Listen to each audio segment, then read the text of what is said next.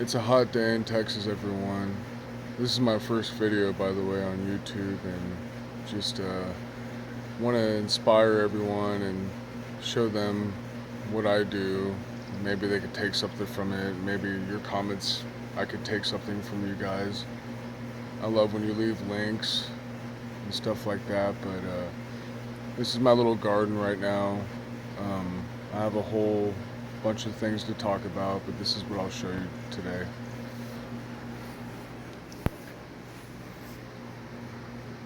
So here's my squash. They're getting pretty big. I grew them in about, I'd say early April. Now it's like June. They're producing already. There's a big one. There's one right there. There's like one over here.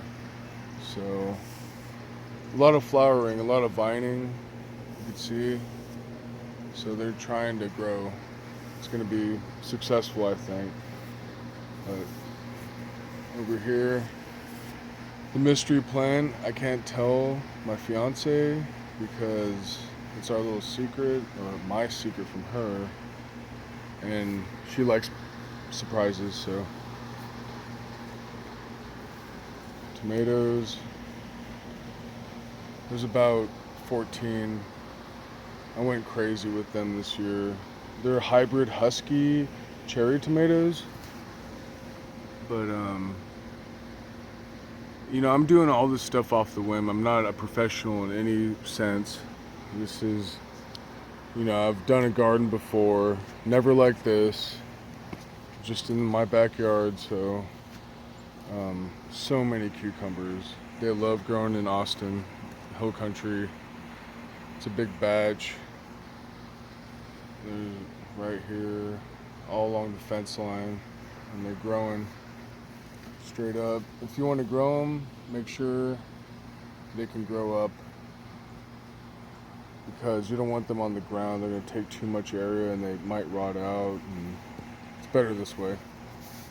They're all little flowers. So sweet. I got a few cucumbers coming up right now, somewhere. Here's one. It's like the Mac Daddy right now. There's a few others. They'll start sprouting a lot. These tomatoes have gone crazy. There's so many of them, it's ridiculous. I planted peppers here, sweet or Spanish peppers. So there should be 20 of those coming up. Mystery plant, carrots along the squash. So I got a bunch of carrots. There's too many. They should be more spaced apart, but you know what? I'm winging it. We'll see what happens. I'll show you guys. There's a wild onion patch right there that I'm going to leave alone. More cucumbers. These are peas. So, snow peas all along this fence line. Right here. Climbing the fence. Little cute flowers. Right there. More right here. And I got the beautiful sunflowers. I've never grown sunflowers. I've heard good things about them. I'm a vegan, so it's important for me to eat plants, obviously. There's a lot of good oils in sunflower seeds. I know that for sure. A lot of protein. Some sort of South American plant.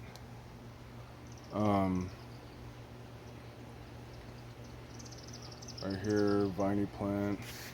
Another thing I do too is, since I'm experimenting, I grow like 5 times the amount. So if something does die, I can kind of, swap it around and put it in a different environment. So maybe it'll do something different. So I'm kind of doing trial by error. I hear a lot of opinions on Google and different websites, and certain things work, certain things don't. I'm just kind of playing it by ear and seeing what happens for myself. So just letting you guys know that we'll keep going on. So these are lemons right here. There's like 10 of them.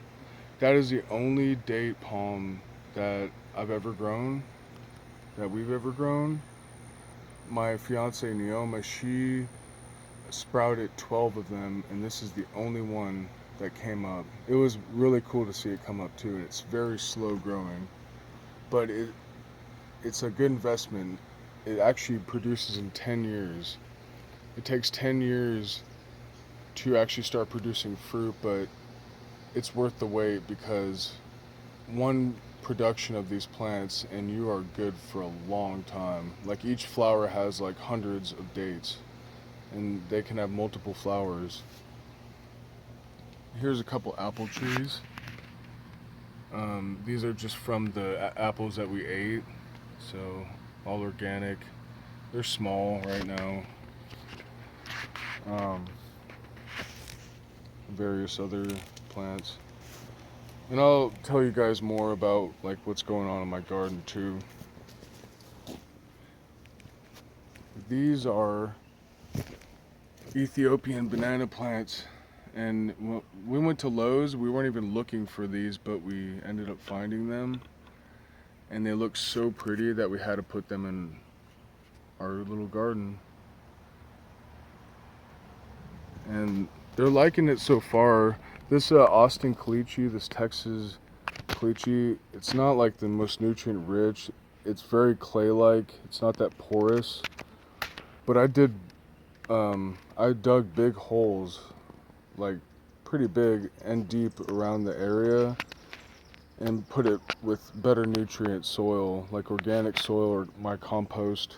So there's those. I got my peach tree. I dug another hole. It's got the same kind of caliche. There's like mix of like better soil in there, but this is like hill country stuff, so you can't expect great soil. You know, some plants don't like the greatest soil, like grapes and stuff. That's why grapes grow great in Texas. There's also another peach tree right here. It's been there for a long time. I used to have one over here, and I killed it. I chopped it down too much, and I didn't know any better. Forgive me. This one's been here for probably about 25 years, and it's really small, and it's suffering, but it's making it. So I got asparagus.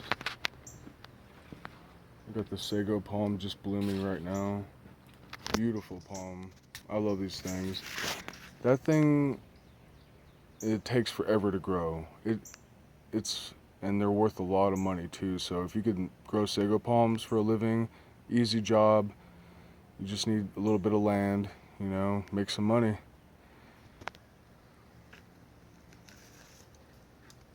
Asparagus. It's been growing here forever. It's basically wild asparagus at this point.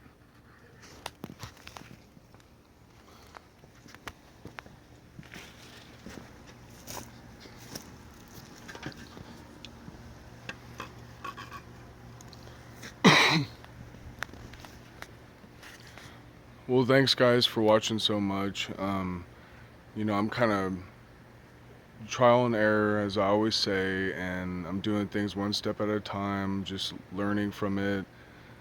You know, I have some property I could do some stuff with, and I want to share it with you guys because I don't know many people if they know about this and they want to try something like this, but I feel like the more that you explore and the more questions you ask, the more answers you'll get, and you know, maybe it'll change your perspective a little bit, and